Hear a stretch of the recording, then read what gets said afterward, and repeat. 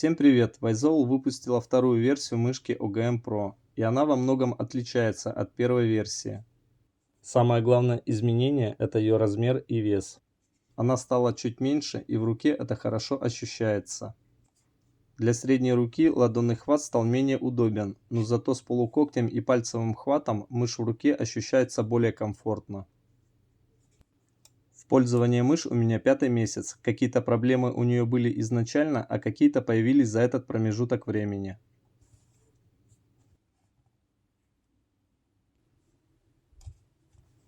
У ЛКМ нажатие туже, чем на ПКМ, и это очень сильно чувствуется.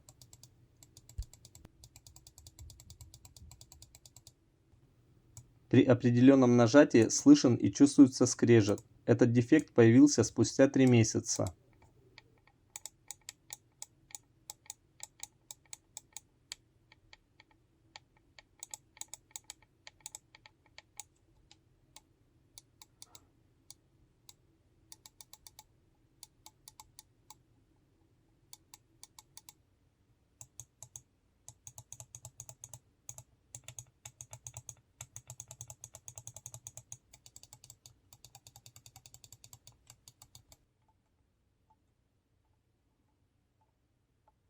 Горизонтальный люфт присутствует, но не сильно ощущается, так как панели кнопок подпружинены к внешней стороне корпуса. Боковые кнопки при возврате издают дребезг из-за того, что есть небольшая пустота между корпусом и кнопкой.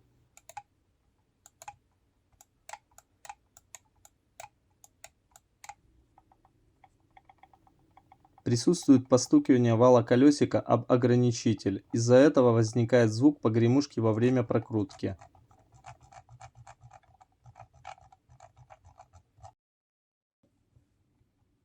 Весовой баланс у мышки хороший, но не для моей руки. При поднятии мышки задняя часть корпуса падает, и мне приходится зажимать руку, чтобы ее удержать, и от долгой игры начинает сводить руку. Ножки смачиваю спиртом.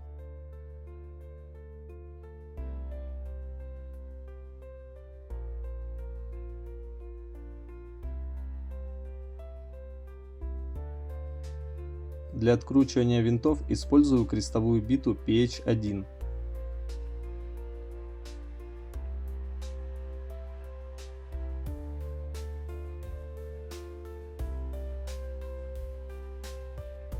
Для вскрытия корпуса использую специальную пластиковую лопатку, чтобы открыть замки.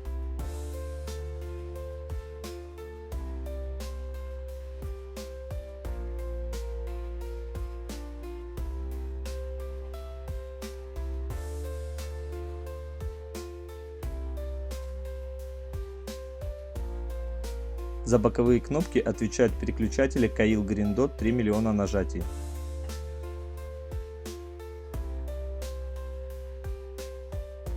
Основные переключатели здесь стоят Huana Blue Shell Pink Dot 80 миллионов нажатий.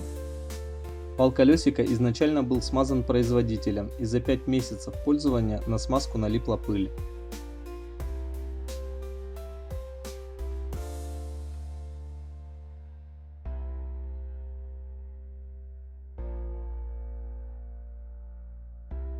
Специальным прибором я определил, что на переключателе ЛКМ сила нажатия 66 грамм, а на ПКМ 58 грамм.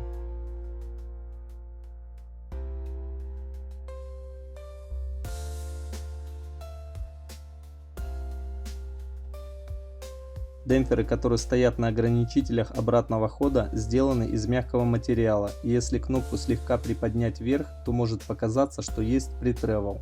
При обычном накликивании это не чувствуется, и самое главное, что демпферы не обжимаются, как на мышках Lamzo. Ограничители горизонтального хода кнопок также смазаны.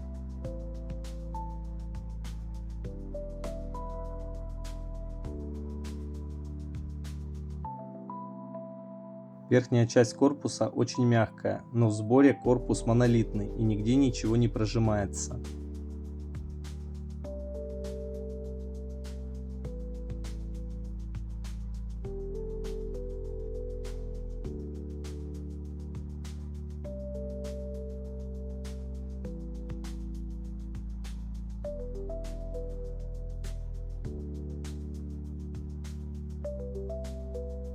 Для уменьшения горизонтального люфта производитель наклеил на толкатель тонкую пластинку.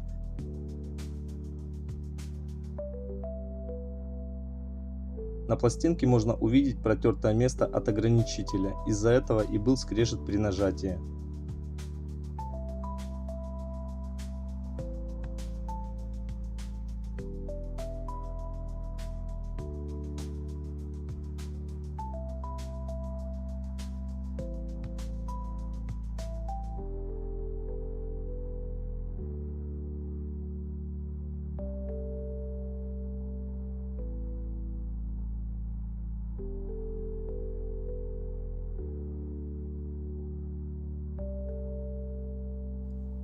Острый край ограничителя стачиваю надфилем и немного уменьшаю, чтобы он не прикасался к толкателю.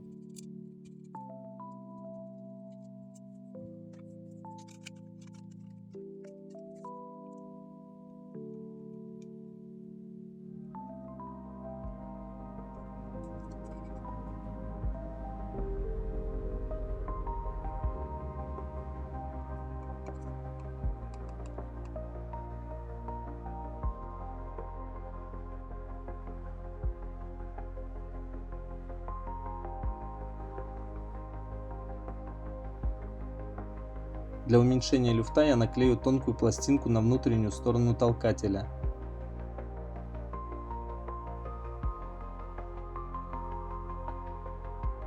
Использовать можно любой суперклей.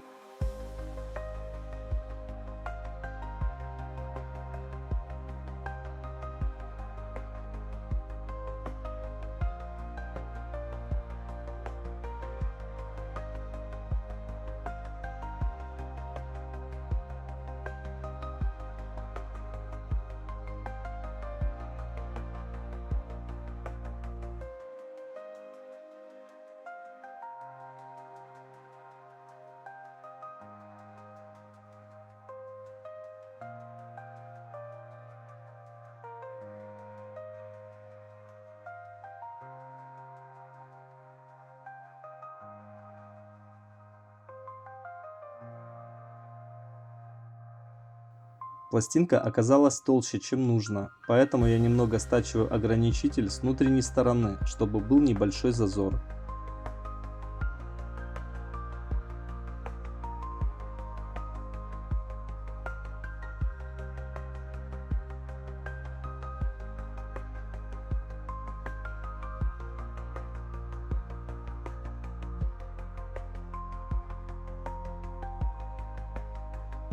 На ПКМ все точно так же.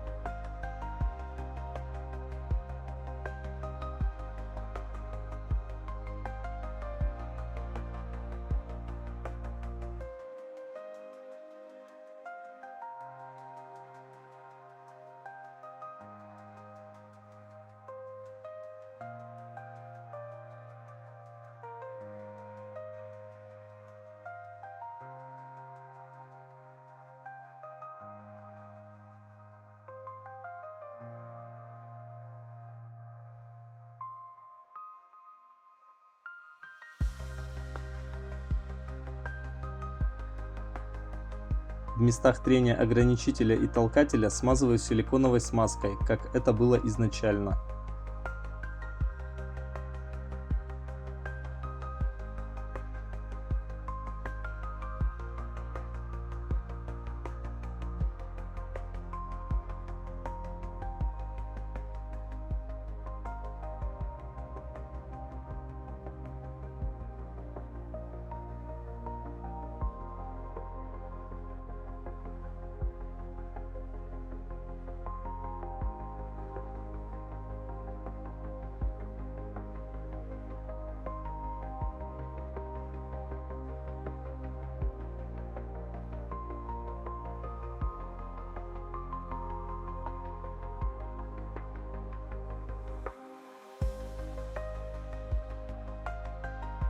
На боковые кнопки клею демпферы из поролона, они уберут холостой ход при возврате, а также смягчат удар.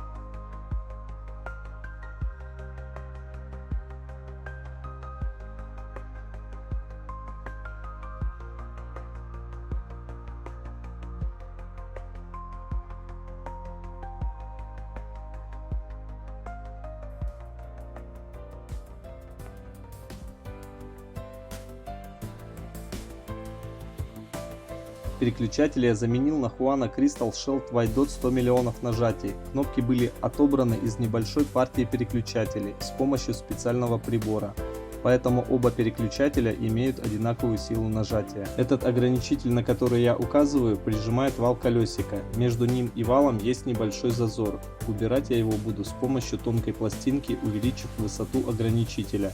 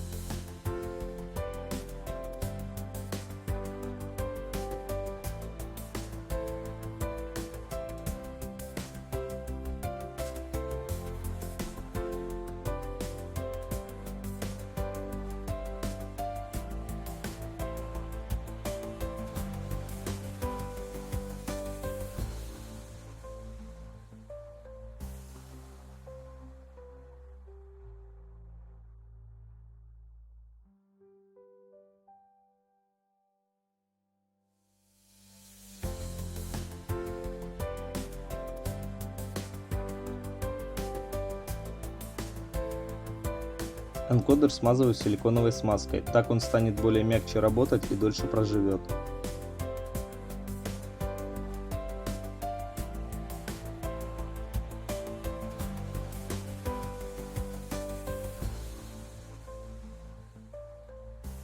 Чтобы задняя часть мышки не падала из моей руки во время поднятия, аккумулятор пришлось наклеить на сенсор. Только таким образом я почувствовал баланс мышки. Сразу появилось ощущение, что мышь стала чуть легче.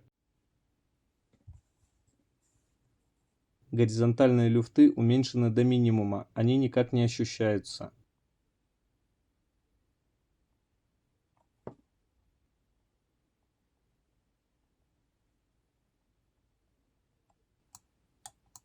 Боковые кнопки больше не дребезжат.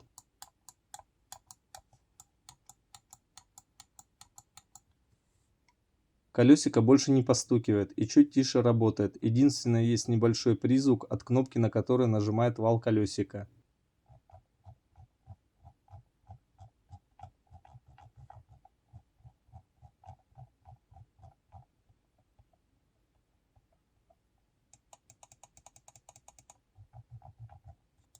Кнопки LKM и PKM отлично работают, и нет ощущения, что они задевают ограничители, как бы я ни нажимал на них.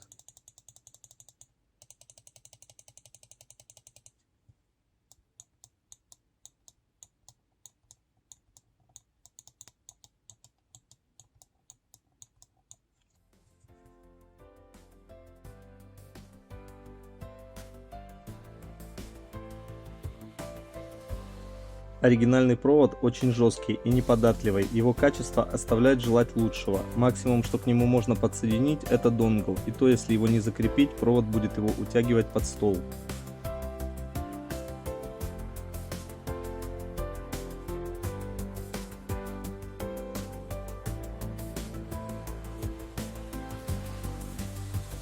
Поэтому для этой мышки я сделал свой провод Ultralight Paracord. Он легкий и гибкий, а также в половину тоньше оригинального. Провод практически не ощущается во время работы с мышкой. Корпус Type-C разъема имеет изогнутую форму, как на мышках Lamzu.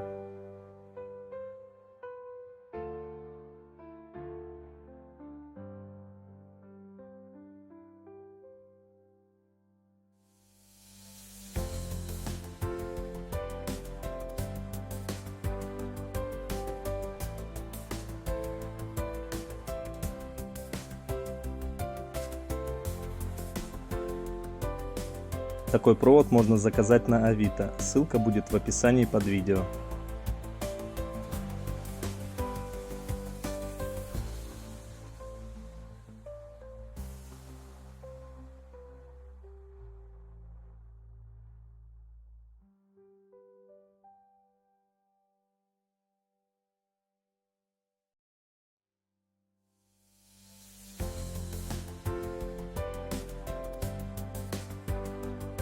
Расскажите в комментариях, были ли у вас такие же проблемы, как и у меня, и какие у вас впечатления остались от этой мышки. Интересно узнать ваше мнение. Спасибо за внимание и до новых встреч на моем канале.